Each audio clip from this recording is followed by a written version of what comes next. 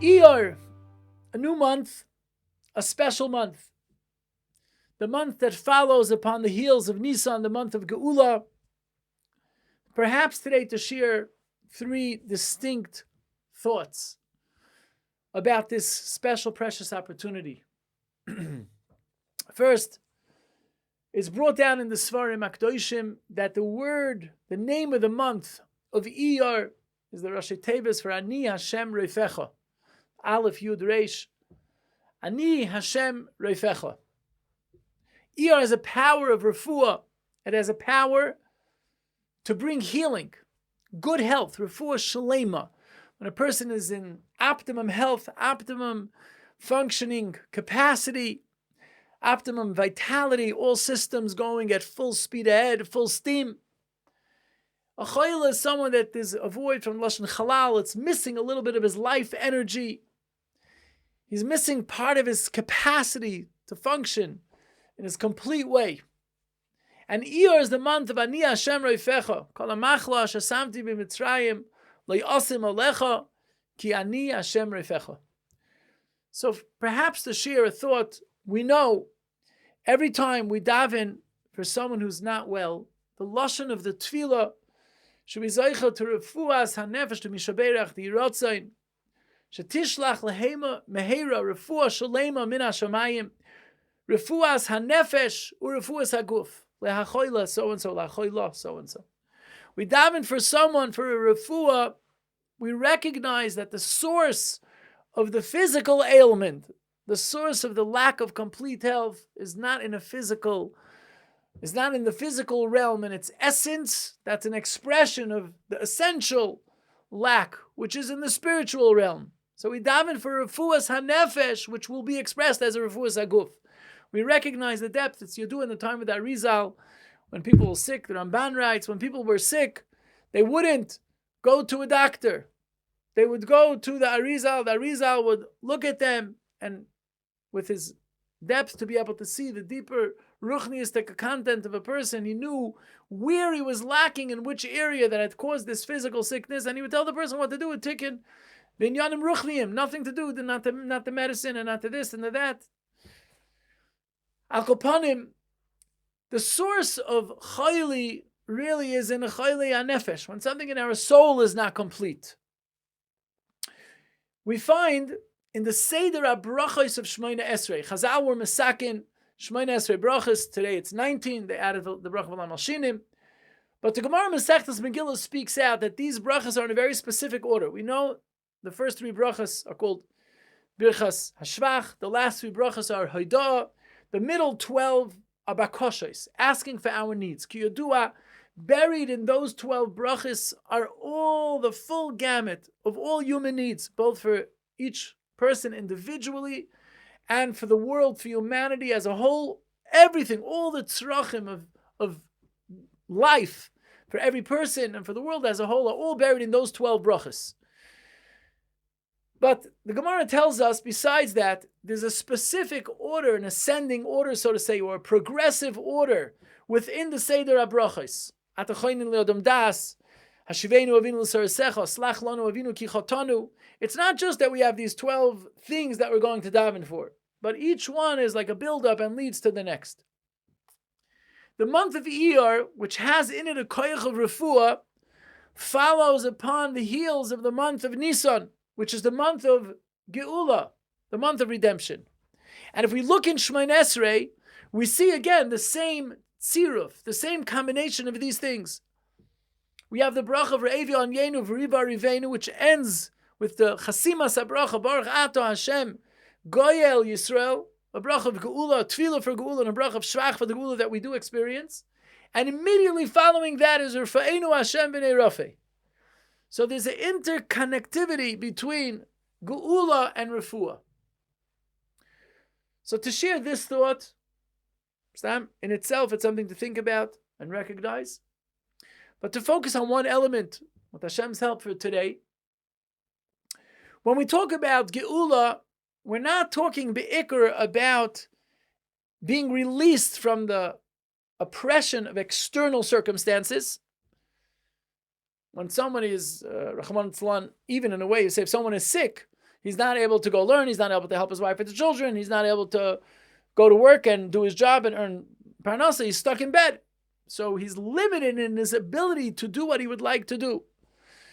If somebody's incarcerated in prison, if somebody's an eved, person is incarcerated, he could be talented, brilliant, capable, but he's stuck behind bars. He has to stay in this little cell. They take him out for an hour a day to walk in the courtyard.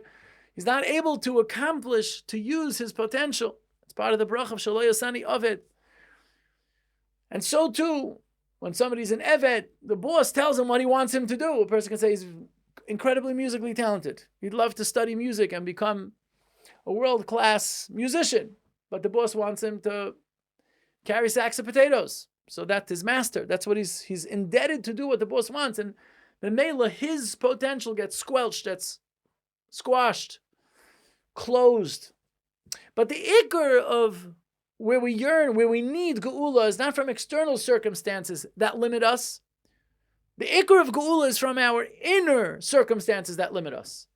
When we feel we can't do it, when we don't believe in ourselves enough, when we feel we're not living a life that we're true to our own values, because we don't have the inner strength to do what we know is right, or to not do what we know is wrong, that's real gullus. That's the greatest oppression that a person can undergo. If it's somebody externally that's stopping you from doing what you are capable of doing, what you would like to be doing, what you yearn to do, as much as that's painful because you're limited, but okay, one day he will go away. I know what I can do. I don't have the opportunity now to do it. But when it's coming from inside, what's squelching you, keeping you small, locking you in, is your own inner world. That's the worst scholars in the world. We live in the land of the free, the home of the brave. We have opportunities limitless externally. There's almost no glass ceiling in America, no ghettos.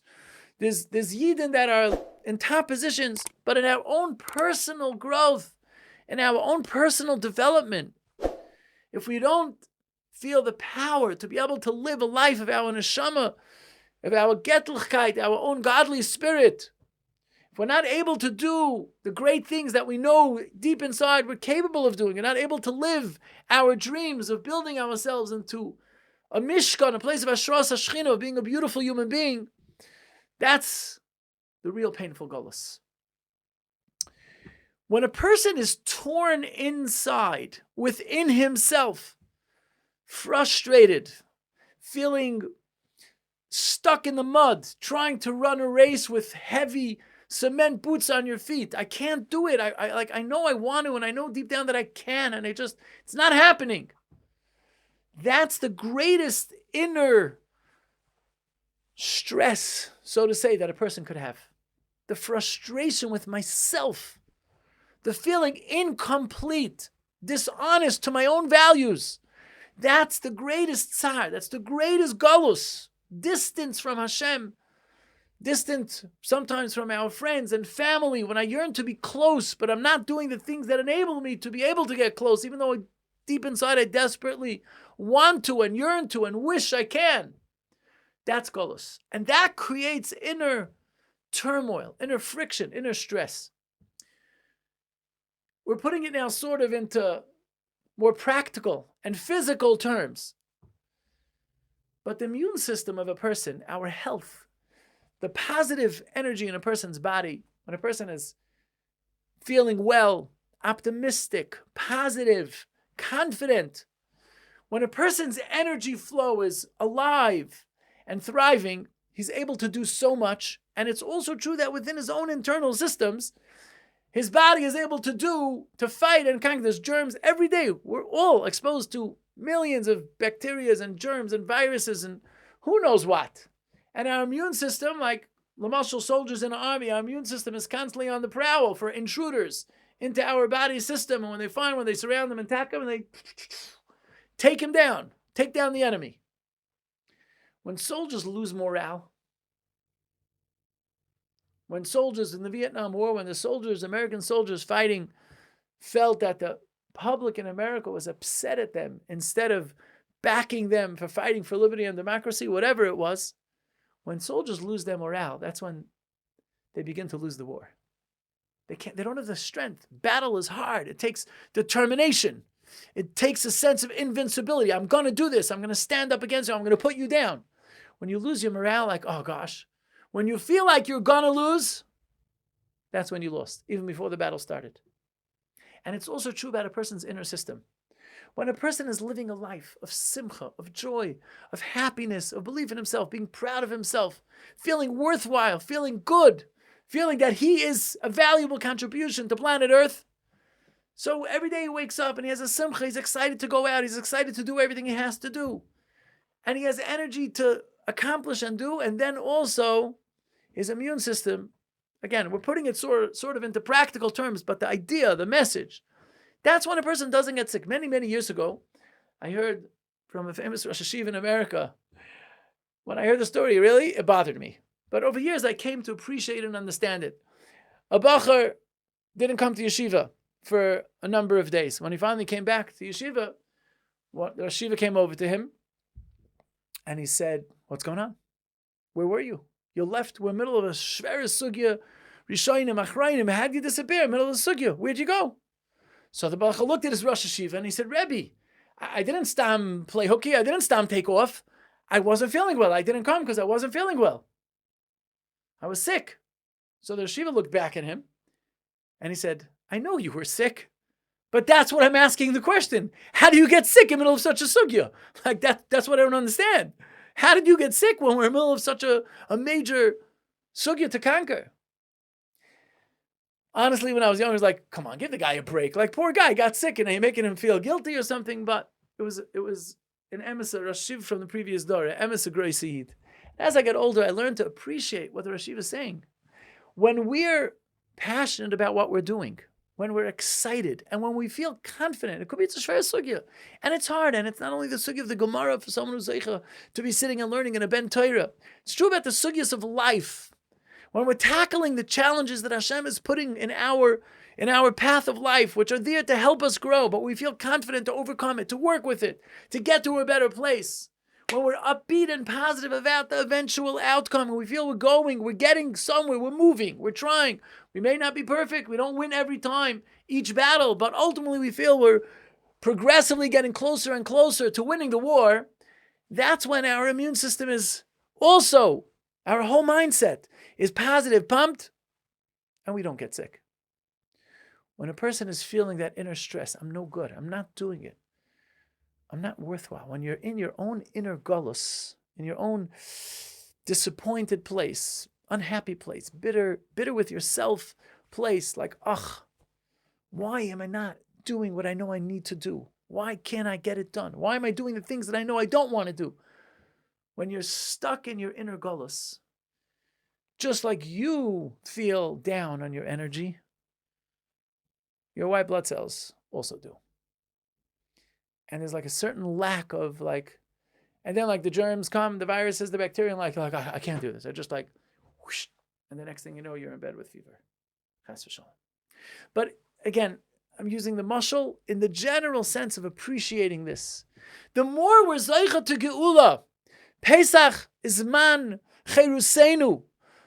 Like we spoke about, it's a time of going free, releasing your own, breaking free from your own inner shackles, the thing that make you feel small, make you feel stuck, make you feel trapped and impossible to do what you need to do, what you want to do, what you're capable really of doing. Pesach is man geula seinu. It's a time to break free from that. Cherus. I know I could do it. We step forward. We take a step out of our box and we say, no, I could be bigger. I could be greater. I could be better. It's a new cycle of life, new growth in the physical world, new growth within my inner world. The more geula we have, and every little bit, the more we're able to believe in ourselves and to act upon our values and our goals and what's important to us and live it and do it and not get stuck when it's a little bit hard and not throw in the towel and give up, but keep fighting till we see it through to the end. The more we're living a life of geula, the more that brings us to refuah. The more our physical health also is in peak efficiency, in its maximum operating capacity, because we're filled with chiyas, we're filled with energy, we're filled with the inner peace and joy that motivates us and gives us strength to go and do and accomplish. And so too it expresses itself as well in our physical health. That gives us the bracha of being gesund and stark and doing and accomplishing. So Be'ezer Hashem, this month of Iyar is such a special opportunity, a time of preparation for Kabbalah HaTorah. It's also a time, as we mentioned, of Ani Hashem Reifecha, when we are connected to our own inner neshama, when we're living a life of our neshama. That's when we bring the Shechina into our lives, and that's what brings the bracha of good health and simcha and nachas and all the brachas together with it. All of us, all of Klal Yisrael, all the world should be zeicha to see it. This month of Iyar is a fascinating month, a unique month. After Pesach, after the first day of Pesach, we begin counting Sfiras HaOmer. We want to use our newfound freedom, the Yetziah of the physical Mitzrayim, going out of Paroi, going out of Mitzrayim, and ultimate, the completion of the Geula, which was on Shvi Shel Pesach, with the drowning of the Mitzrayim and the Yamsuf, and Klal Yisrael, Vayaminu B'Hashem, U'V'Moshe Avdei, the clarity of recognition that Hashem is the King and the physical world doesn't live in us. But we prepare ourselves. We use our newfound freedom for Kabbalah HaTorah. The whole, like the Chinuch writes so beautifully within the midst of Sfiras HaOmer, the whole goal of our freedom, the whole purpose of being free is in order to go and get the Torah, to live according to our neshama, to express all the greatness of our neshama, to live a life of Dveikus B'Hashem, connecting to HaKadosh Baruch Hu through all our physical endeavors. Everything we do in the world is a way truly to live it according to the will of Hashem and get closer to Him. We began in Nisan, Tezai Nisan, we began the Sfira, and it culminates with Shavuos on Vav Sivan. The month of Iyar, in its entirety, is a month of Sfira. It's a month of preparation, of counting up towards something. So to share Be'ezus Hashem, two thoughts about this, perhaps. First and foremost, like as a hakdama to the specific thoughts, in the month of Iyar, where we're counting Kiyodua, Sfiras HaOmer, and the Chinuch already asked this as a question. Most of the time when somebody is looking forward to something, people count down. When a kala gets engaged, is looking forward to her chasana, 63 days left, 62 days left, 61 days left. People are looking, waiting for that momentous day, that special occasion, and they count down. Okay, there's a little bit less time. We're like, getting closer. And yet by Sfiras HaOmer, Chazal, the mitzvah, is to count up. Hayoim yom echad lo'omer, hayoim shnei yomim lo'omer, shloisha yomim lo'omer. We count up towards, and it's unusual. So, just to bring out the point, when a person is waiting for something to happen, and it's going to eventually happen, but you just have to wait, so then you count down. How much time do I have to wait? I have to wait 63 days. Okay, Baruch Hashem, 1 day is gone already. So I only have 62 days left. Now only 61. Now 60, and so on and so forth. But when the thing that's going to happen is only going to happen because you're going to make it happen, and these are the steps that need to be done in order to make it happen, then we count up towards it. Okay, in order to, I don't know if you want to use the mashal in an escape room. If you want to get out of the escape room, you have to collect 12, solve all 12 riddles, and then collect all the clues, and then you get out of the escape room, right? So, okay, we got one done. Now we have the second one. It's accomplishing these missions that are going to bring about our eventually getting out of the escape room. So we're counting up. We got 1, 2, 3, 4, great, 7, 8. We're getting there, 9, 10. Sfiras HaOmer is a process of preparing ourselves for that day of Shavuos, of Kabbalah HaTorah. It's not just going to happen on Shavuos that there is going to be Kabbalah HaTorah. It does. But in our part of it, the more we prepare ourselves to receive, the more that's going to happen. It's not just a status quo where I'm just a bystander to witnessing the event. I am going to create what my Kabbalah HaTorah is going to be to me. The more I prepare myself to receive, the more I'm going to be able to get. It's man matan Torah saying. That's HaKadosh Baruch Hu's chelik. He's giving. Our chelik is to be ready to have a kli to receive, and the bigger my kli is, the more I'm going to be able to receive. So we count up because my Shavuos to me is going to be what I make out of it. Every one of these 49 days is an opportunity to be looking forward to preparing, to be yearning to get, which is going to Expand my kli so that when that day of Shavuos comes, 1 day of preparation, 2 days of preparation, I have more ready to get. 3, 4, 7, 12, 15, 22. I'm building up towards, I'm laying brick upon brick, building an edifice to be able to have a place to be makabel the Torah within myself. So these days, this month of Iyar, these days, these 49 days, B'chlol Yusam, are special days, opportunity of creating the yearning within myself, the action of the Sphira itself, really, by counting up towards Sphira, like looking forward to it, yearning for it, desiring it, is what it opens my heart, expands my soul to be able to receive it. This is what I want. But Iyar, as a month, is a month where its whole essence is Sphira, is preparing for this awesome and special day of Kabbalah Satira. So let's share quickly 2 thoughts to take with us, perhaps, as we go through this month. It's the month of Pesach Sheni, the month of Lag BaOmer, the month of the yearning, giving us second chances. Lag BaOmer is the uncovering the Hoy, the Panemius, the light inside, the spiritual light within the physical world. Special, special days. But to focus perhaps on these Nakudas. We mentioned earlier, every one of the 12 months has its own unique identity, its own unique spiritual essence, its own power, its own effect upon us as we live it within the year, and its own opportunity for growth that it engenders in the heart and soul of each person for who we are. It talks to each one of us individually for who we are. The month of Iyar corresponds, as we mentioned also, the other shiurim, Be'ezras Hashem, with Hashem's help. Each month corresponds to a different one of the 12 Shvatim, Kipshuta, according to the Seder HaDegalim. And each month corresponds to a different siruf, a different combination of the Shem Havaya. So let's for a moment focus together. The month of Iyar corresponds to the second one of the Shvatim within the 12 Degalim, within the 12 Shvatim. The first was Yehuda, Midas HaMalchus, the king, the leader, the Movil, like we say in Hebrew, the one that makes it happen. The David HaMelech, Shevet Yehuda, Yosef Shevet Mi Yehuda. That's the month of Nisan itself, as the leader of all the Chodesh Rosh Chodesh. The month of Iyar corresponds to Shevet Yisachar. Interestingly enough, Be'ezus Hashem, perhaps by the next Rosh Chodesh, we'll speak about the month of Sivan, which is the month of Kabbalah Satorah, corresponding to Shevet Zvulon, not to Yisachar.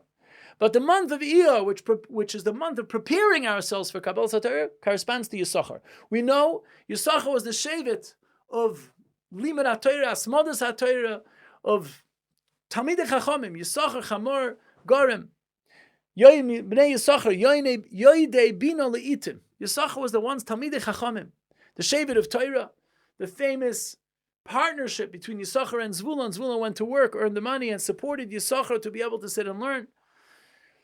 But Yisachar is the shevet of sitting, the grind, sitting and working hard and learning and gaining Torah knowledge and becoming steiging ois to be a Talmud Chacham, Yodei Bino Le'itim, the one who's mechashev the tkufas u'mazalas. That's this month. So I wanted to point out a nakuda, a certain element for ourselves to take out of the correlation between Shevet Yisachar and the month of Iyar, the month of preparing ourselves for Kabbalah Satorah. The name Yisachar, the shirish of the word, is schar, reward. What is it reward for? How did he get that name? So Kiyadua, Leah, Vayar Hashem Kisnu Leah V'Yiftach Hasrachma. Leah was Zoicha to have the first 4 of the Shvatim, Reuven, Shimon, Levi, Yehuda, and then Vatamad Miledes. She stopped having children.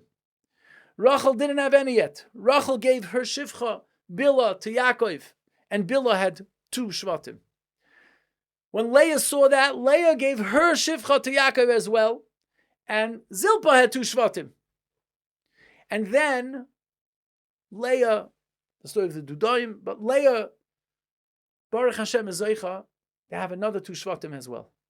Leah is Zoicha to have Yisachar and Zvulun, the 5th and the 6th of her Chelik of the Shvatim, of her 6. Yisachar is the 5th one. And when Yisachar is born, Leah says the expression that Hashem gave me schari, Nosata schari Hashem gave me my schar, asher nosati shivchasi leishi. That I gave my maidservant, so to say, my competition, Isha Tzoris, because Eino Tzora b'chaverta, Leah opened her heart to allow another woman, so to say, into her life with Yaakov by giving Zilpa to Yaakov.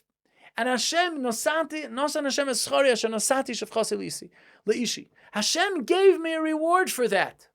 And the reason why I'm zeicha to be cradling this beautiful child in my arms, another one of the Shvatim, who's going to grow up to become the Shevet Yisachar, the Shevet HaTorah, is because I did something which ran so against the grain, went against every fiber of my being. Like my whole self was screaming against this. No, and befrat, if we think that Leah already had a certain level of sense of struggling against, feeling that Rachel is more merutza to Yaakov than she was, and now to go introduce another person to give Zilpa, your own Shifcha, to give Zilpa to Yaakov. But she said no. The reason why I am now Zoicha, to have brought another child, another eternity, to get into this world together with Yaakov. It's another chelek, another eternal piece of the oneness of Leah and Yaakov together, this beautiful child who's going to carry on the legacy of them as a couple forever, for all of eternity, is because I gave my shifcha to him. Doing the thing that's so hard, overcoming our natural tendencies, doing the things that are difficult but are right, that's what brings the Shekhinah into the world and into our lives. Yisachar himself, the pasuk says, how did Yisachar become Yisachar? What's Yaakov Avinu's bracha to him? How is Yisachar going to be the one that's going to become Torah, Yediyas HaTorah, Paiskim, Yoidei Bino Leitim? And the pasuk says, Yaakov Avinu gives him a bracha. Yisachar chamor gorem. Roivitz ben ha-mishpasayim. Yisachar is like a donkey. A donkey is like the animal just plods along. He's relentless, just does what he does. Not so big and strong and powerful like a ox. Not so fast like a horse. But he's relentless. He just doesn't stop. He just goes and goes and goes and goes, like the commitment, the ikviut, keeping at it. And Yisachar is a chamor gorem. He's like the donkey. He just day in and day out, he doesn't get tired. He just does what he's got to do. Keeps plodding along.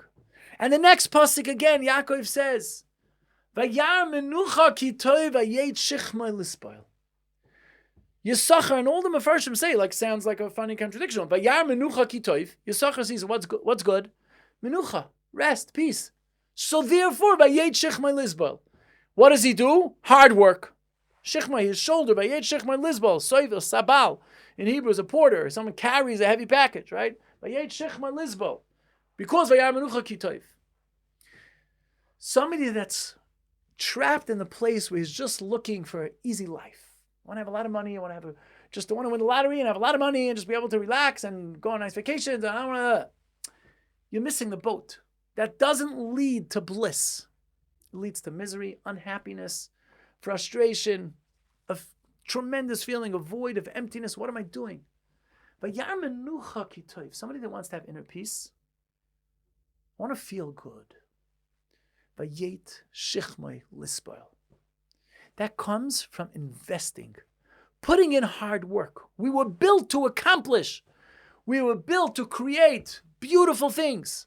When I'm working hard, and the harder it is almost, when I'm working hard and doing and accomplishing things that are so special and so meaningful, that's when I have inner peace. Because vayar menucha ki tov, it's vayet shichmai lispoil. And it's true about everything in our life. So many times we go through things that are challenging and hard. And if we recognize that this is the key that's going to bring me to true inner happiness, when I work through things, that's like the whole purpose of the creation of the world. Why aren't we just malachim, neshamis up in Gan Eden enjoying Olam Haba? Because Hashem gave us the opportunity. It shouldn't be named kisufa. Go, create it, work. And that's part of an expression of our godly soul, that we want to overcome the challenges, overcome the difficulty, and make it happen. The gift of life is the gift of opportunity, is the gift of overcoming challenges, to create good. HaKadosh Baruch Hu created the world, could have made it perfect. He left it imperfect to give us a place, to be partners with Him and bring it to perfection. That's our ultimate joy and simcha. So what creates the Yisachar, what creates the Talmud Chacham, everybody's outside, it's a beautiful day, the family's going like Ba'aymer, going on a picnic, and Yisachar's in the Beis Medrash sitting and learning. Rabbi Yashiv Zechat Tzadik v'Kodesh L'Vrachas Chusi Yolgan Oleinu said about himself that when he was younger, Yossel Rosenblatt once came to Eretz Yisrael and he was davening in a certain shul, I don't remember which one. On Shabbos, he was going to be the chazan. Yossel Rosenblatt was a gorgeous, gorgeous chazan and an Erlich Yid, Tayr Yid. And everybody in Yerushalayim was so excited about this special event that was going to be taking place. And people were going from all Yerushalayim to hear the chazan, Yossel Rosenblatt, who sang so beautifully with so much heart and so much depth. World-class chazan. And Rabbi Yashiv said that once, that day, that Shabbos morning, he left and he was on the way. He was going to that shul to be able to hear this famous, world-renowned chazan who's going to be right here with us. And Rabbi Yashiv enjoyed chazanas. He enjoyed the singing. And on the way there, he said, if I'm going to go daven there, it's going to be time walking, time coming back. The davening is going to take so long. I need to learn. I need to learn. That's what I should be doing. And he turned around and he went back to his Beis Medrash. He went back to his regular minyan, or know exactly the details. If he had davened already and the question was just to go to hear that, or to go daven there and he went to daven somewhere else, so he should be able to learn afterwards. But Al Kapanu, he went back, turned around, and he went back. He should be able to have time to sit and learn. I dare say, like many other things in life, when he was doing it, he didn't see the glorious result that was going to come at the end, that he's going to be the Gadol Adar, the Poisek Adar, that Kol Klal Yisrael, and Kol Kitzvei Tevel, all the Shailas came to him to live to be 102 years old, and until Mamish came at the end, he was Zeicha to be the guiding light for all of Klal Yisrael. When he turned around to go back, it was hard. It was really, really hard. Something special is going on. A special opportunity. It's once at a time. Like, is it such bittul Torah? Like, I learned so much as it is. It's as if I don't do it now, I won't do that. Like, everybody's going. I'm going to be left out. Went back to like his shul to learn. I'm the only one sitting there all alone, and everybody else is having a nice time. And I'm. It was difficult. I'm sure. But because of that, he ended up becoming the Gadol Adar. Look where he got to. When we do those things that are right, that need to be done, that are good, that are selfless, that are altruistic, where we're giving up what's comfortable, what's easy, what's pleasant in the here and now for a greater purpose, for what's right, what's true, what's good. And it's so often a wife is having a hard day and she gets upset and says something sharp to her husband. And he says, okay, I know she's having a hard time. She's a wonderful person.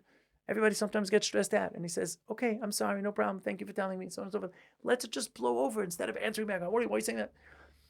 That's Vayar Menucha Kitoiv. That Vayet Shich Lizbal, the things that are difficult in our kishkis, but the things that are beautiful, that's what creates Nasan Hashem Eschari. That's what creates eternal good and eternal reward. And that's the power of this month. There was another day I was going to share, but it's already late. Time is up. I want to thank you all for listening. And just to take this with us, that this month of Iyar, the month of devoting ourselves to things of higher meaning, devoting ourselves to the Vayet Shechman Lizbal, to realize that that is what brings the Vayar Menucha Kitoy. There's no greater simcha, there's no greater joy, there's no greater happiness than being devoted to a life of Kedusha, of Ruchnius, of Kirvas Hashem.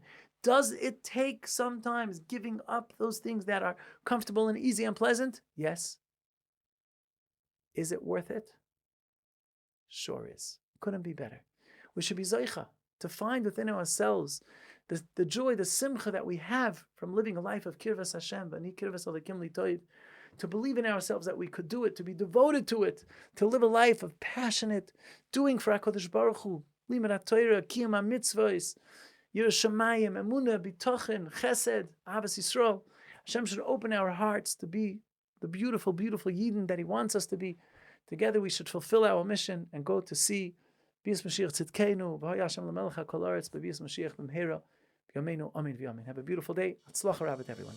If you enjoyed today's episode, don't forget to subscribe. If you would like to help us spread the word, give this video a thumbs up and a 5-star review. Also, don't forget to ask your friends to subscribe as well. If you would like to partner with us and sponsor an episode, send an email to info@JFoundations.com. Thank you for watching. Thank you for listening. Have a wonderful day. We will see you in the next video.